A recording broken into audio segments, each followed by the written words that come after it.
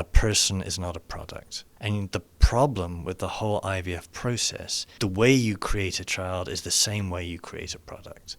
And you can even select certain characteristics you do or don't want, so that the early embryos can be tested for certain things. And you can say, well, we don't want that one, we want this one. The same way that you'd go down the aisle in Walmart and say, I want that one, not that one.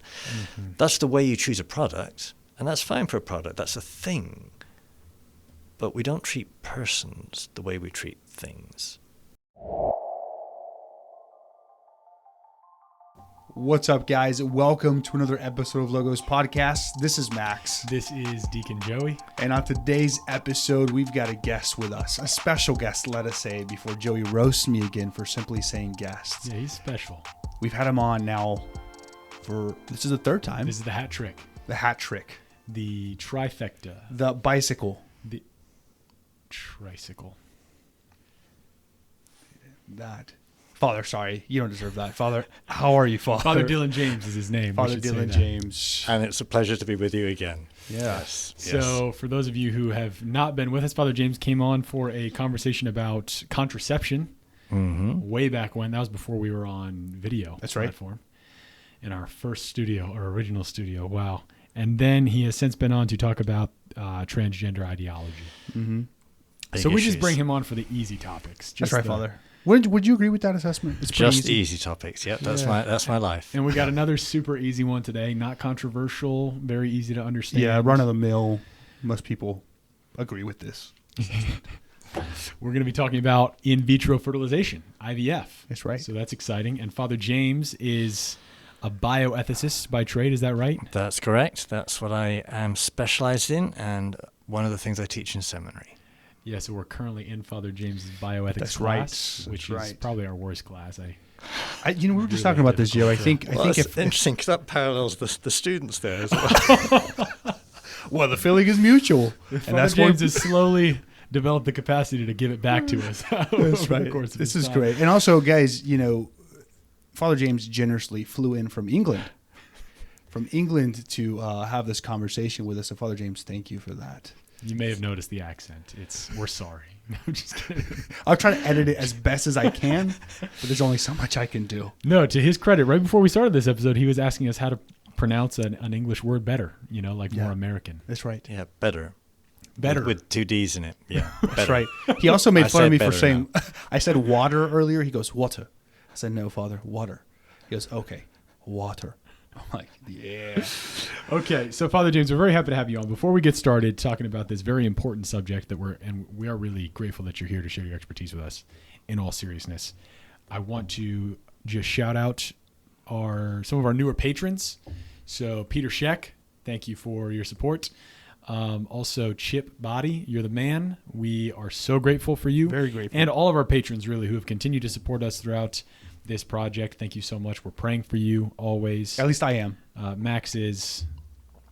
Yep, I am as well. So don't let him pretend like that's not happening. And I think that's all I wanted to say before we get started. Yeah, and also if you're listening to this, please consider rating our podcast, liking and subscribing, and or sharing.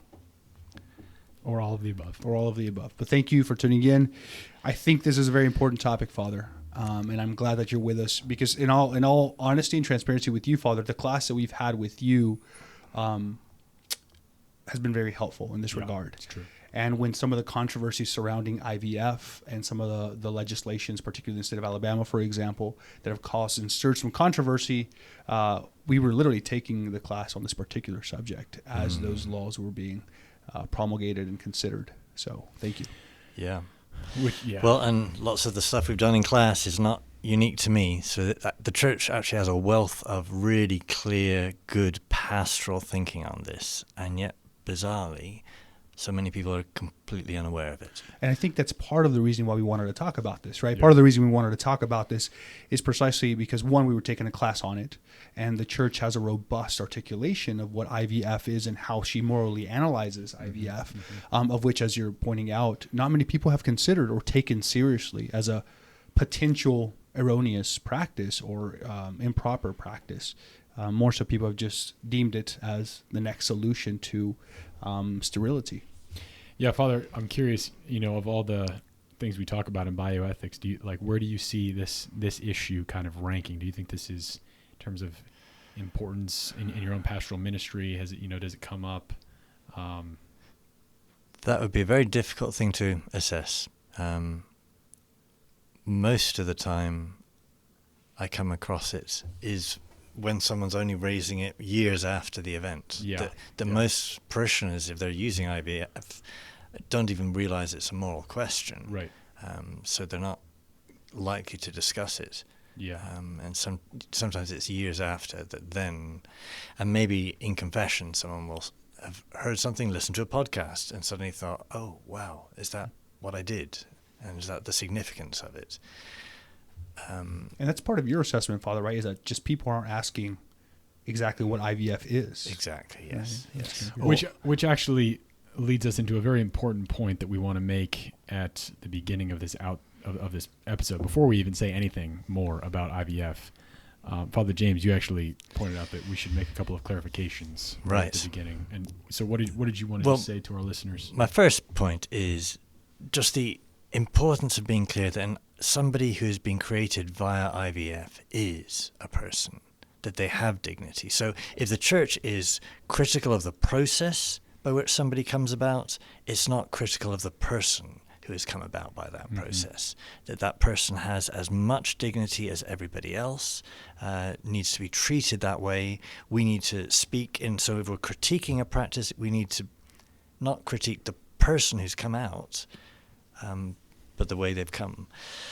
And the irony of that is because we believe in the dignity of the person who's been made by this process that we're critiquing it. Yeah. And those who use this process and are happy to discard so many people that are created and then extra, as the term is, extra embryos, aren't treating those who are made with dignity. So the first point is, if you're listening and you were made via IVF, the church fully sees you as a person with as much dignity as anyone else.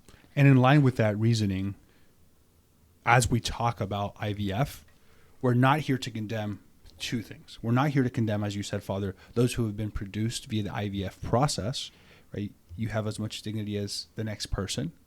We're also not here to condemn technological or scientific advancements seeking to solve something like infertility, which is what IVF seeks to solve a lot of the times. At least not like categorically. We're not saying all technological advancements are wrong. So as I often critique in class, when we talk about natural law, that it's not that something is artificial that is the problem. It's if it's artificial in a way that is unnatural. That there are all kinds of artificial processes that the church fully endorses, wants to promote, that are artificial but work with nature, enhance nature, help nature reach its goal, don't somehow subvert nature or try to replace nature or pervert nature. As a perfect example of that is one of our former guests, Sam. He has a prosthetic leg, and that enhances and helps his nature flow, as it were. He's able to walk. Restores him to nature. It restores him to his nature. So Sam, if you're listening to this, Deacon Sam, we should Sam, say. that's right. As a prime example of humanity. Sam was ordained a deacon with me just a couple weeks ago, so he also is a higher rank in the church than Max is at this moment. So just kidding. We're ordained to serve, so really we're beneath you now. Exactly. We're washing the way I feet. like it. That's the idea. Yeah. So that's a very important clarification, that God in his providence, is still choosing to bring human beings into existence via this process, even though there's moral problems with it, which we'll get into. And anyone who's created by this process is still a child of God with human dignity who deserves our respect and compassion and love. Right. So nevertheless, there are some things to be recognized, given these, as Father said, this kind of irony of, because we love people, because we respect human dignity, we need to analyze something like IVF and its relationship to persons. Should we start off with some just basic statistics on IVF, just so people become aware of the scope of its presence in our world right now? Yeah. And actually, I was at awe with these statistics when you presented to them us in class, Father, but also when I read some of these statistics. So I think it'll help our listeners gauge the scope of IVF. So just to keep in mind, the first test tube baby was produced in 1978. Louise Brown. Louise, yeah. Louise Brown. And the reason I mispronounced that name is because she was produced in England. She was produced in England, right? Yeah. As are biscuits, otherwise known as cookies. Let's not go there. And shepherd pie. And blood pudding. Max, it's okay. They have dignity too. Okay. Oh, English people. Oh, they do. They do have dignity. Yeah, and so does Louise Brown. But that was the first test tube baby, which stems to about 40 years ago, more or less. 1978. Yeah, 1978. So this was the first successful child to be fertilized and brought to birth, 1978. Through IVF. And although we use this word test tube baby, they're actually usually on a Petri dish. Okay. In vitro fertilization is in vitro on glass, right? Producing grass on grass, not on grass, on glass, right? Hopefully the doctors are not on grass as they're producing it. that would be a different moral assessment altogether. Yeah. The cost of procedure actually is kind of alarming. I thought, at least, it's very expensive for one cycle of treatment. It's approximately $12,000, and I think, as we noted in class, Father, typically a person has to go several treatments. Right. So a couple would frequently have a number of these cycles, and each time $12,000. Mm. And obviously that figure keeps going up. But, Yeah. Right. But at the moment, that's about what. So I'll give a couple more statistics, and I'll let Joey talk about a few. So one of them to keep in mind is that about 2% of current U.S. births are produced by IVF. 2%. Which is a lot. That's a staggeringly high number. It is. Yeah, it's crazy.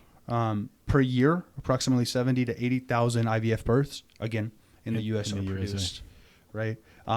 Per year globally, we average about 500,000 IVF births.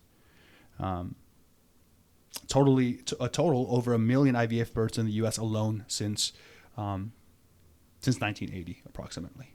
So there's some statistics there. And lastly, a global total since Mrs. Brown, approximately 8 million IVF children have been produced. So again, that's these staggering. are presumably fairly rough estimates. Correct. Because I'm guessing it'd be difficult to measure these things on a global scale. But still, I mean, if they're anywhere in the ballpark, that's a lot of children born via IVF. Which, back to the question of a listener, there's going to be absolutely about 2% of, well, not current listeners, because that's the births at present are about 2%, which is on a trajectory of an increasing percentage. I was reading just a couple of years ago, it was about 1%. Yeah. And as infertility rates also begin to increase, this is going to seem as a solution, therefore also potentially increase. Sure. Right. And then I guess before we get into the moral evaluation of IVF, some other just noteworthy things to mention is, and Max already alluded to this, but the success rate of these procedures of, bringing a child to bear through the process of IVF, it's not super high. So about 1/3 or 33% of all IVF embryo transfers are successful. Which actually is a high failure rate. It's a 2/3 failure rate. Right. Generally speaking, if you were doing something and it failed 2/3 of the time, you'd say that's not a very successful process. At best, it's an experimental process. And yet it's in frequent use now. Yeah. So. Yeah. And, additionally, part of what we'll get into this, but there are something like 650,000 frozen embryos in the U.S. alone, because, and we'll definitely address this as we get into this, but the process produces more embryos that actually end up being implanted. Right. That because so many of them fail to come to birth, they produce a batch of them to begin with that they freeze and then will attempt to implant in groups. Yeah, about only 1 in 5, right? Something like that. And this is significant because we believe and know via reason also, as Christians and as people endowed with reason, that human life does begin at the moment of conception. And so these or the moment of fertilization even, right? And so these embryos that have been conceived, they are unique individual organisms that possess a human nature and therefore human dignity. And they are frozen right now, and many of them being experimented upon and even discarded. So we're sitting in labs. So that's what we're going to start to unpack. So those are some statistics on IVF, but you have something. I just think that Russian woman statistic is. Tell us about that Russian woman, Father. Well, I skipped over it. It's just a headline, but as just an example Yes. of one of these statistics that shows how many human relationships and patterns of existence are being thrown out by all of this. This woman, so this was 3 years ago, 2021, a Russian woman who wanted to have 105 babies via surrogate mothers, via IVF, and she had the money to pay for them. So that tells you that's a the very logic of specific what can number. happen Right. when you start introducing this practice. All of a sudden, you start justifying something. Did she do it? Do you know? I don't know. The headlines didn't seem to follow up on that. This is just what she desired.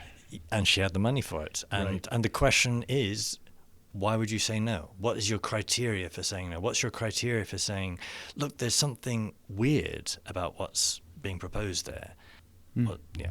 Yeah. Okay. Thank you for drawing. So that's the Russian woman. On our outline. The Russian woman for you. Okay. Yeah. Yeah. So let's get a little bit more specific. We've said that IVF is in vitro fertilization. So it's conception that takes place not in the natural process, in the natural course of conjugal love between a man and a woman, but in a petri dish, in a laboratory. Can you help us understand what that process looks like in a little bit more depth? But still fairly basically. So the egg from the mother or from the woman who seeks to become a mother in this process, the eggs are surgically acquired. So that's not a difficult process, but painful enough she needs an anesthetic. Okay. The sperm are acquired by masturbation, which is another part of the process that the church has a problem with, because there's a dissociation from an act of love, an act of union, to a thing a guy's got to go and do alone in a room somewhere. So the egg and the sperm are both obtained. Then they are in the laboratory, on glass, in vitro, put together, and then a new life is by fertilization comes into existence there in the laboratory. And then they typically make a batch of those, freeze some, and then transfer some, hoping, usually they put a few into a woman at a time, hoping that one of them will successfully implant. And because the cycle has this very high failure rate, it's very traumatic. So a couple who are using this process because they've got already the trauma of infertility, Right. And they have together the trauma frequently of these repeated failed cycles. So while you might look at the end product of a child that's successfully born and say, well, isn't that great? There's a lot of difficulty on the way. And we'll get into some of the more specific reasons why those difficulties are actually moral difficulties and not merely procedural difficulties. Yeah. Right. And then, I had a question. So with regards to where the embryo ends up being transferred, sometimes that's the mother out of whom those eggs are. Yes, taken, right? indeed. So obviously into a woman. Yes. Correct. But not necessarily the woman for whom the eggs have come. So you have, let's imagine, a couple who are seeking to have a child. It may be that both the woman can't provide eggs, that fertile eggs, the man can't provide functioning sperm. So one or both can be acquired by donors. So another woman would provide the eggs. Another man might provide the sperm, and those are together, a child's created. Mm-hmm. Could then be implanted in the woman seeking to become a mother, or could be implanted in a surrogate mother who would bear the child, and when it's brought to birth would be handed over as would have been agreed at the start of the process. But therefore, at the risk of leaping ahead, the question of relationship, who is the father, who is the mother, where does the child come from, there's so many different relationships that have been kind of crossed over and confused in that process. Mm-hmm.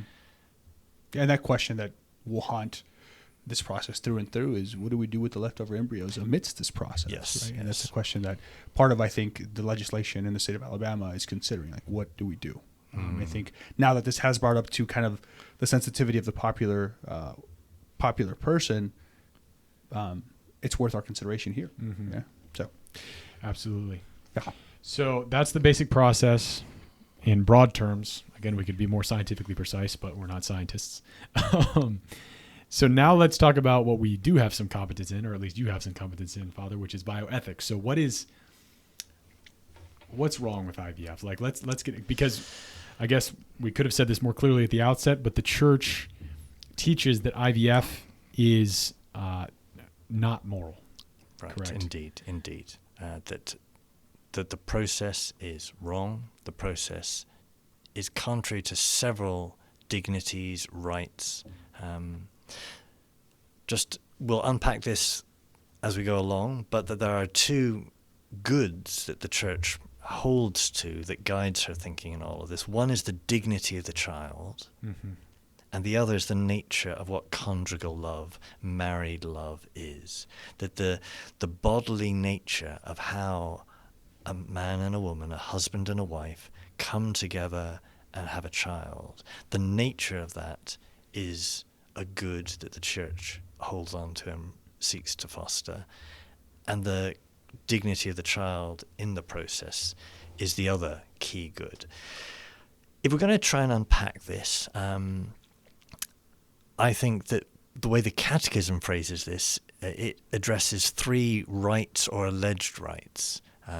That although the Catechism came out some years ago now, I still think as a framework, it's probably the clearest way of approaching this. So that's what we're going to talk through. So the right or alleged right to have a child, the rights of the child, and then the rights of the spouses. Okay, So these are the three. Yeah, so the first one is the right to a child. Yeah, right? or alleged right. The alleged right to a child. The alleged right to a child, the right of the child, and the right of the spouses. Mm-hmm. The first one, I think it's particularly probing because when couples are infertile, the assumption is we deserve a child. Right? And because the church is big into the family, We're pro-life. we're baby. pro-life, we surely should be the ones fostering that desire to have a child. That there's so many couples out there actually who don't want children, who say, well, we're just going to be together and we don't want the complication of a child.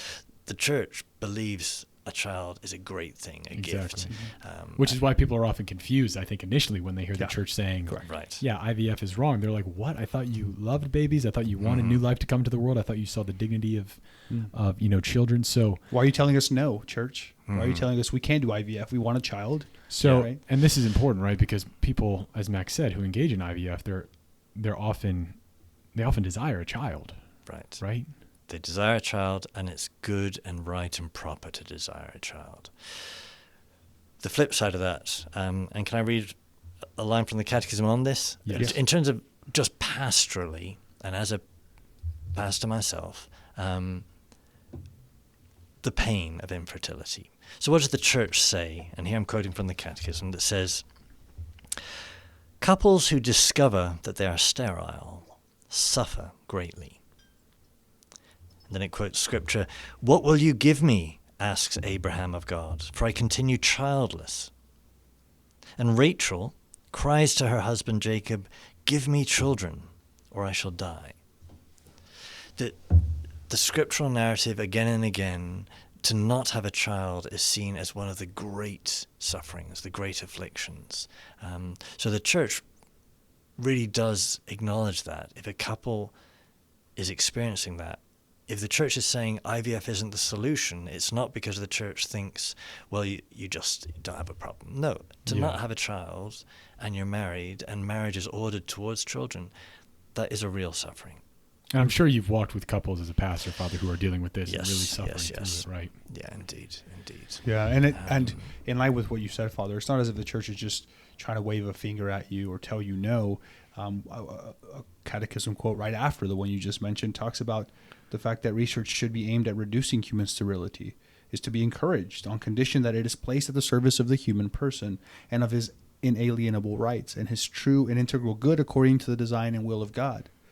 Right? So part of what the church is tapping into is that while children are a good thing, while children are something that we should be advocating for families to have, it's a gift. It should be in a design with God's will, with the way God's provided it for us. And insofar as it's possible, doctors should, and in the medical community and scientific community, should be looking for ways to eliminate human infertility, right? Indeed. We should be using technology for that. Correct. Technology is just an expression of the intellect that God has given us, our capacity to develop and use this world and bring it to fruition on all kinds of levels. So as we were talking earlier, artificial is not a problem. When artificial is enhancing and enabling something, the church is all for that. But the principle error with this idea of having a right to a child is the fact that a child is not owed to anyone. Exactly. Right? Yes. The child is a gift. That's the primary kind of And idea. you can't be owed a gift. Those two words don't sit together. Yeah. A gift is something that's given That's right. freely. And Which is, I think, really... I think it's really hard for people today to get their minds wrapped around. I remember when I first heard this, even as a seminarian and I was learning about the church teaching, I was like, wait, I thought, children are good. And, if a couple wants a child, why shouldn't they have one? And we live in this culture where very consumeristic, very like, I want something and I can go get it. And I want something on Amazon, I can click a button and it'll be here tomorrow, you know? But Father, you really, this hit home for me really hard during our class when you said very strongly, like, a child is a person, not a product, right? Could you talk about that fundamental principle a little bit? And if there's one phrase I wanted our listeners to walk away from, from this is that phrase: a person is not a product, and a child is not a product. And the problem with the whole IVF process is the way you create a child is the same way you create a product. And you can even select certain characteristics you do or don't want, so that the early embryos can be tested for certain things. And you can say, well, we don't want that one, we want this one. The same way that you'd go down the aisle in Walmart and say, I want that one, not that one. That's the way you choose a product, and that's fine for a product, that's a thing. But we don't treat persons the way we treat things. And we all know subjectively at the receiving end when somebody else has treated us as a thing, not treated us as a person, not given us that respect, where they've used us just for our usefulness to them. That's all part of what a product is. A child is a person. And the way you create a child, I'm leaping ahead here, I guess, but the way you create a child needs to be the way you create a person, not the way you create a product. Yeah, exactly. And I mean, the catechism here again, actually, again, we love the catechism. It's so good. But we haven't referred to it in a while. I know. It's been neglected. It's probably a little bit sad that we haven't used it. So we're back. We're using it a bunch today. But it says this, a child is not something owed to one, but a gift. The supreme gift of marriage is a human person. A child may not be considered a piece of property, an idea to which an alleged right to a child would lead. So that's exactly it. This is a shift in mentality for many of us, but I think it certainly helps me to appreciate the dignity of a child when I realize that nobody has a right to one, that it's only something that God can give and that we have to receive in gratitude and thanksgiving. That helps me personally, appreciate the dignity of every human person. Exactly. Right? I think that's it. It's if we're thinking that we are owed a child, then we're all of a sudden also degrading the dignity of that child because we're not treating it as a child, as a person. We're treating it, as Father said, as a product. Right. Can I elaborate that thought? Yeah, please. If somebody has a right to a child, who has to provide the right, provide the child? And this is where some secular commentators, not just Catholics, have pointed out all kinds of problems with this, like who is going to pay for it?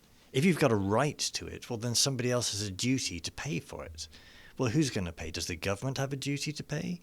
Is it somebody else's, some other taxpayer who's funding your right to have a child? $12,000 per treatment. Right. That money, if it's the government's money, should that be spent on homeless people? Should it be spent on all kinds of things? Yeah. What determines that if you have a right to it, that it trumps all those other needs in the world and in society? And even if it's not the government paying, it's your insurance company, well, indirectly, that's other people paying for it. Yeah. So the question, a right to a child, well, who then has a duty to provide it? That there's just so much that just doesn't work in that whole approach to looking at it. And it seems to me this is related to somewhat to the question of kind of in the same sphere of scientific medical research, but cloning, right? Like, Yes. That's another way Even that more it so, seems yeah. to be that humans are being treated as products, as things that are experimented upon.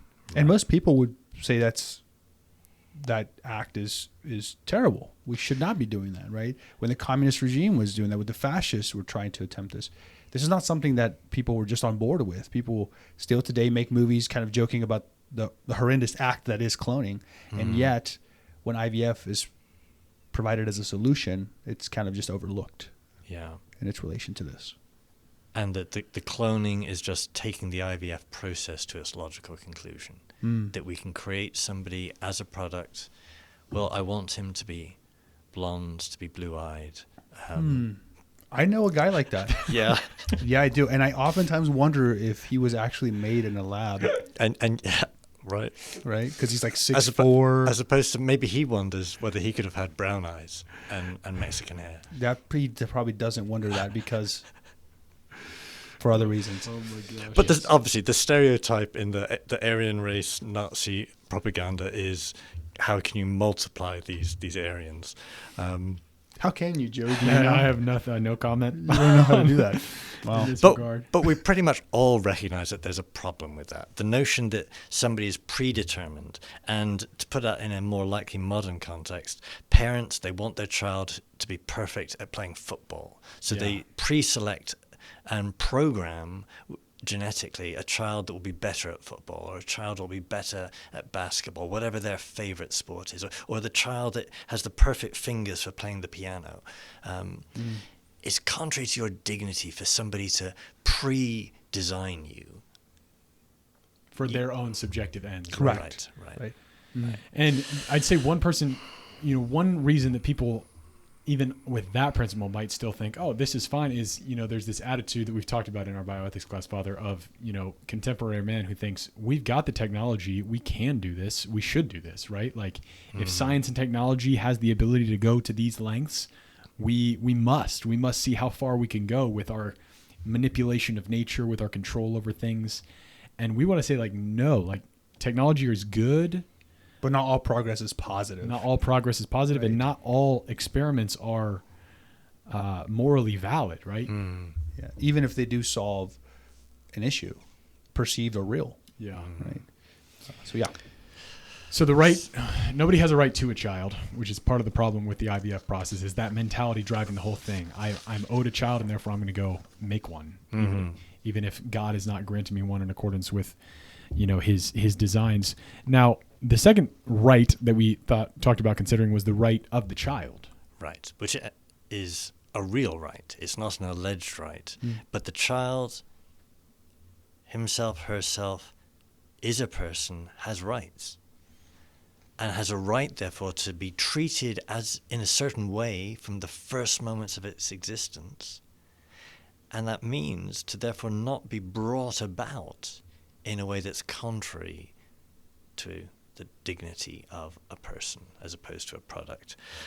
So, to quote the Catechism again, the Catechism says, in this area, only the child possesses genuine rights. You might think, I have a right to a child. No, the child is the one with genuine rights. The dignity of the child is the one that the church is mostly concerned about. Yeah. So we do talk about the dignity of the spouses. We're going to Yes. come on to that, and that is a big thing too. But they aren't violated the same way that your very existence, the threat to your existence, is given to the child by being made this way. So when the child is made in this process, it is created in a state of extreme risk to its life. The fact that it is very likely to be experimented upon, because that's what happens. and that's often why these children are made, is in order to be experimented upon. That likely to be discarded or to be pre-selected as not wanted. That's not the rights of the child. The child has a right not to be treated that way. And so what we're saying is we need to be very, careful and clear about what we mean by this. So a person who has been brought into existence as a result of the process of IVF, you do have dignity. You are absolutely a human person endowed by God, made in his image and likeness. But what our claim is that unfortunately, because of the way that you were brought into existence, really from the first moment that you existed, an affront to your dignity had already taken place. Correct. Mm-hmm. Right. By your parents who yes, wanted you and yes, wanted a child, but brought you into the world in such a way that they, from the very first moment, didn't respect the type of thing that you are, the type of gift that you were supposed to have been. Mm-hmm. Yes. Right. And to be conceived within the proper context that you're due with this, which is a specific conjugal act between your Right, parents.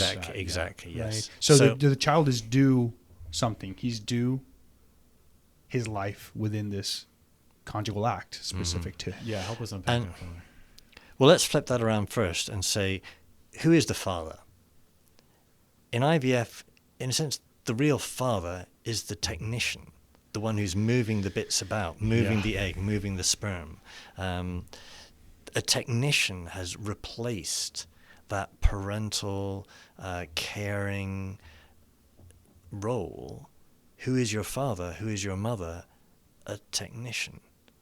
An anonymous technician who has no relationship with you, has no desire to continue that relationship, but that actually is the one who has brought you into existence. The way a product is made, not the way a person is made. Or an anonymous donor, right? Yes, though the technician would take that from the donor. But Okay. yes, but that's another example of who is the source, who is the relationship to the child, or what is that relationship? Can we talk about rootlessness before we coming back to more technically? Right. So Yeah. there's this whole phenomenon of people, IVF people created by IVF, who don't know where they come from.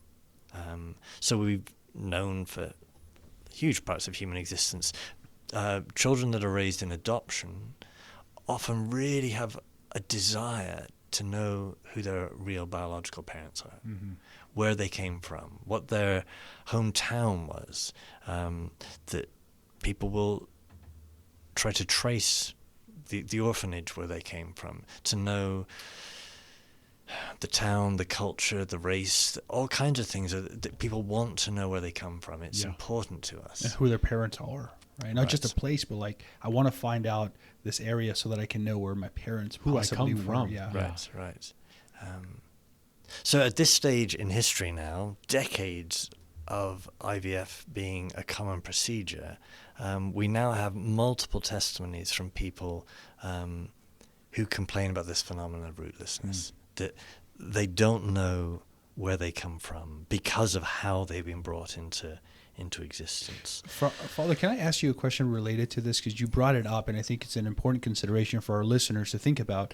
Because somebody may ask, well, like you said, people in adoption may not know where they're from. Right. What would be the distinction here between adoption and something like adopting an embryo of a sort? Well, let's turn that around and say, what's the difference between adoption as a process that the church says is good, and the church has, been kind of the lead in that when secular governments often haven't been down the That's right. centuries. Right. What's the difference between that and a couple wanting a child by IVF? Yeah. Well, in adoption, you are remedying a problem. That you have a child who doesn't have its biological parents, either because they've died or they're not able to care for the child. So the child has a problem. It needs a home. It needs care. And adoption remedies the problem. Of an already existent person. Of an already existing person. Correct. That's very different from just a couple or an individual woman saying, well, I want a child in the same way you want a product. That's creating a problem right. from the very outset, Yes, right? yes. Creating a problem of a child who is going to be, in a sense, rootless, not know really their true origin, Yes, right? right. And it's funny, Max mentioned this. I guess this is not funny. I don't know why I said it's funny. Why do you say it's funny? It's funny. It's all very serious. I just like, you're a funny guy. You're a funny guy. Do you know what he meant by that? What I was going to say is, Max did mention that a child not only has a right to be brought in to the world without having its dignity trampled upon by being treated as a product. A child has a right to be brought into the world as the result of a specific conjugal act between a man and a woman, right? We were designed in God's providence to be the fruit of a communion of love. Like that's how we're supposed to be brought into existence. And when IVF is practiced, the conception of the child is completely divorced from any act of conjugal love between a father and a mother, right? And that's a huge part of the problem. Am I right in thinking Exactly, that? exactly. So God, in his providence, created a system whereby a person is created, not a product. And that person comes about via a specific conjugal act of a husband and a wife. So when we talk and that is a process that respects the dignity of what comes about of the child. So when we talk about the rights of a child, we're talking about the child's right to be conceived within a specific conjugal act, the right of the person to be respected as a person from the moment of his or her conception, and the right to be and know the parents. Yeah, yes. Where you come so from. let's come on to that, because that is so the right to know where you're from, to be from two parents who are known to you and who are bound to each other in marital love. And obviously we know in our society today that's not acknowledged by many people. Yeah, it's becoming more and more rare, But this is the authentic vision of love and of where a child comes from, that a child has a right to know where he's from, who his parents are, and to have those parents be committed to each other in matrimonial love.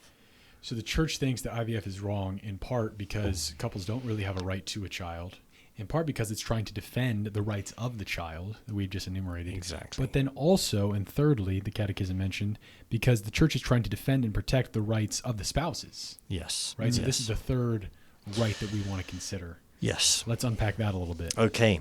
So a way of phrasing this is that spouses, marriage is ordered to children.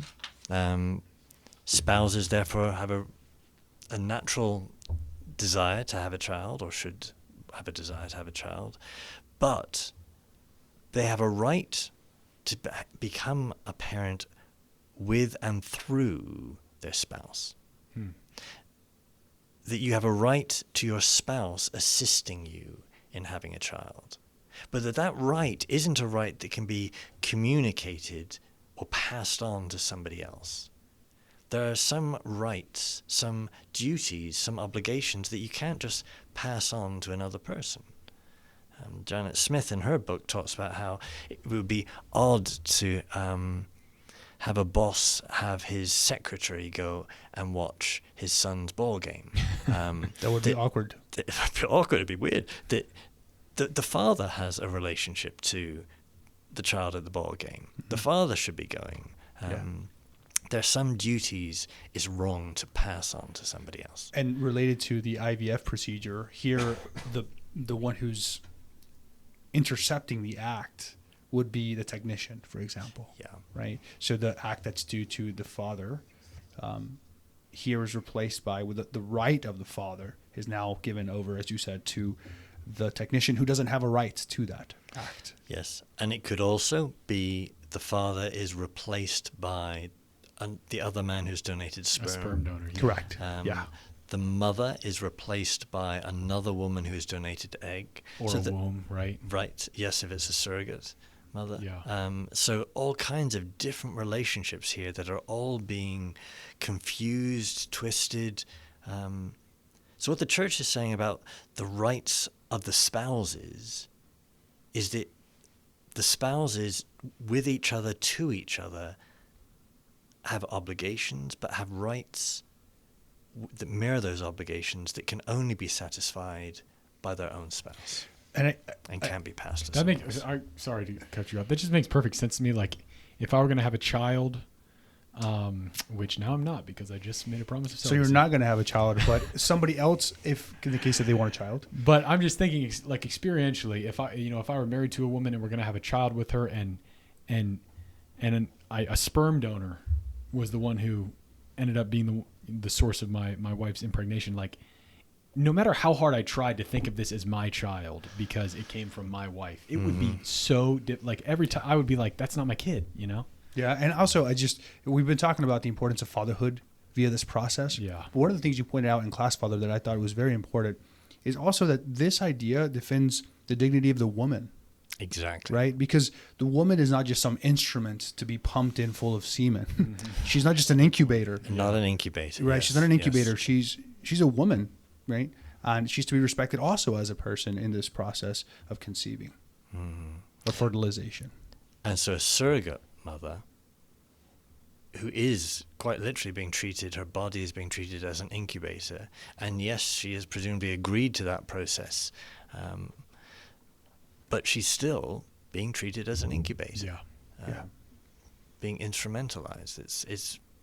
She's become an instrument to somebody else's pleasure. The child has become a product, not a person.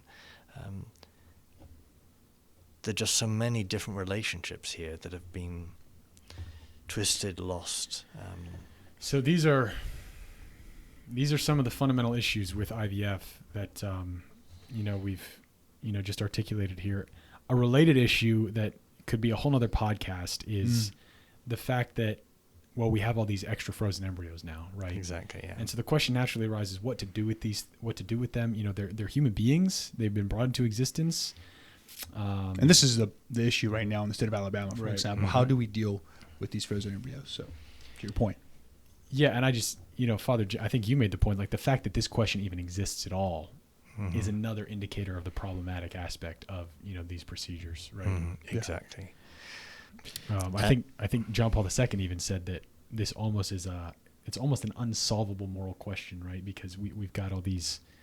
Yeah, the CDF in its most recent statement, Deacon Status Persone, 2008, uses this phrase, an insolvable problem, which isn't completely closing down options of what might or might not be permissible. The church hasn't determined is it permissible to seek to adopt, the phrase by some is to rescue a child, an IVF frozen embryo, by having them implanted in your womb. But there's so many things you are cooperating with that are wrong, that the woman herself becomes pregnant via someone who is not her husband. She becomes pregnant not by her husband, but by a technician. This seems to mirror all the problems that are wrong with IVF in general, even though there could be the desire to rescue a child that is destined to be discarded. The moral, this was something I've been thinking about all semester, Father. The fact that this issue, we think about all these things, that the way that these relationships get confused and distorted, really just the moral messiness of this whole thing that is IVF and the frozen embryos. God is simple, right? Yeah. God is simple. He's one. The closer we are to God, the simpler life becomes. The further we get away from him and the further we divert from his will, the more chaotic and disintegrated things become. And the fact that this process has resulted in this issue that is just such a mess, so disintegrated, so messy, so confused. I think it's just that's just a result of the fact that we've diverged from God's plan, right? Yeah, I remember, Joey, when I was writing my paper for your class on this, which you were very generous on grading with. So He got a thank C you. plus. It's the best grade he's gotten Hey. all year. Dude. Deacon, listen, Deacon, no, put that down. I did not deserve that. Okay, I worked hard on that paper and I got a D plus. So I need you to relax. Okay, lying to our listeners, how dare you? I remember when I was doing the research for your paper, I was in the coffee shop doing research on like how many embryos are frozen, where are we at, and I remember just tearing up as you were pointing out, Joey, at the fact that I have to sit here and analyze the scientific process and the remains of these children, the fact that we're trying to consider how do we do it, and people are saying, well, just don't freeze them and throw them away, or just like you said, it's a convoluted issue. As I was sitting there reading the literature on this, both from bioethicists but also from scientists, I was just tearing up at the fact that humanity has gotten to this extreme. And I think it's important that as we're talking about this moral issue, and as your listeners are considering this via social media, political standpoints, your own research, that you don't forget that what we're talking about here, what we're dealing with in this process is persons. And it has to be, as Father said, at the heart of your consideration. That what we're dealing with here is persons. And if you keep that key in your mind and in your heart, hopefully you don't become insensitive to this moral matter. I think a question that many of our listeners will naturally be asking, it's like, okay, if the church is against this process, is there anything that the church is okay with? And we've alluded to the fact that we're not against technology per se, that, that's often very helpful. So are there any alternatives to IVF that people could consider? If there are indeed, yes. And I guess we're not going to get technical on this because this is just a podcast. Yeah, but correct. Just a podcast. Oops. Yeah, just a podcast. Can you believe that, listeners? This is a podcast. And a darn good one. And a freaking great one, Father. Okay. We have a holy deacon in our presence. Can you believe that? Okay, that correction having been noted. The general principle that guides what the church says here is that technology that assists the marital act, is great. Technology that replaces the marital act is sinful. So there are many different techniques, processes that assist the act to its natural conclusion, that help the sperm, for example, to get to the goal. The devices, the cervical spoon, to name one. Mm-hmm. At a more specific level, there's what's called NAPRO technology. If there's a couple listening who are particularly thinking, where do I look? That would be a whole category to Google and look for NAPRO technology that is very much using real technology to resolve these, not just to say, oh, we've got a problem, well, let's keep hoping. Yeah. Okay. But that's an important point. People who are struggling with infertility, the church recognizes that as a huge cross, that like, we're not trying to minimize your suffering by saying you can't use IVF. And we're also saying that there are legitimate means that you can use that are in accordance with God's plan, in accordance with nature, right? And that assist the marital act rather than seek to replace it.